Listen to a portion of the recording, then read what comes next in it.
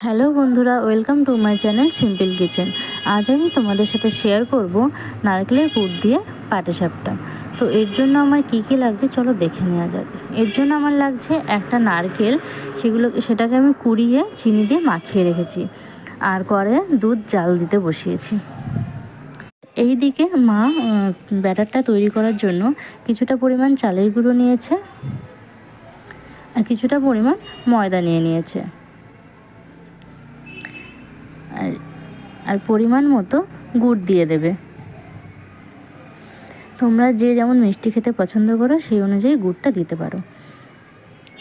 গুড়টা দিয়ে সব কিছু ভালো করে মিশিয়ে নিয়ে জল দিয়ে ব্যাটারটা তৈরি করবে। এদিকে দুধও ফুটছে, দুধ জাল হচ্ছে, এদিকে মা ব্যাটারটাও তৈরি করছে।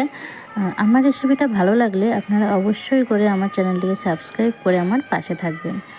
আর দেখো ব্যাটারটা ঠিক এরকম হবে, না খুব পাতলা হবে না খুব ঘন হবে।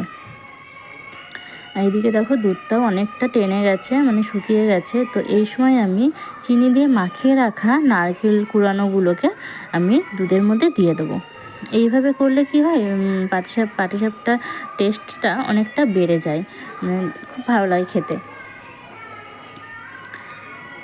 দুধটা যতক্ষণ না টেনে যাচ্ছে ততক্ষণ এটাকে আমার নাড়তেই হবে, কারণ নিচে লেগে যাওয়ার সম্ভাবনা থাকতে পারে। আর এই সময় গ্যাসের ফ্লেমটা মিডিয়ামে রাখতে হবে। দেখো দুধ অনেকটা শুকিয়ে এসেছে, তোমরা দেখতেই পাচ্ছ। আর আমার রেসিপিটা ভালো লাগলে অবশ্যই করে একটা লাইক কমেন্ট শেয়ার করে আমার পাশে থাকবেন। দেখো দুধ শুকিয়ে গেছে, আর আমি পাটিসাপটা তৈরি করার জন্য কিছুটা পরিমাণ রিফাইন তেল আর একটা বেগুনের বোটা নিয়েছি তাওয়ার মধ্যে তেল দেওয়ার জন্য। তো দুধ শুকিয়ে যাওয়ার পরে আমি কিছুটা পরিমাণ গুঁড়ো দুধ দিয়ে দিয়েছি টেক্সচারটা ভালো আসার জন্য।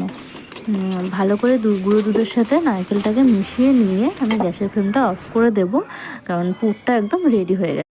এইদিকে আমি তাওয়া বসিয়ে নিয়েছি।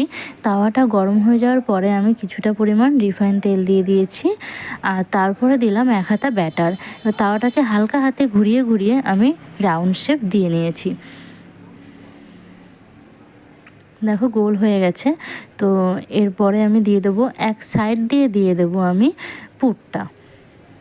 দেখো এক সাইড থেকে আমি পুর দিয়ে দিচ্ছি, কিছুটা পরিমাণে পুর দিয়ে দিলাম।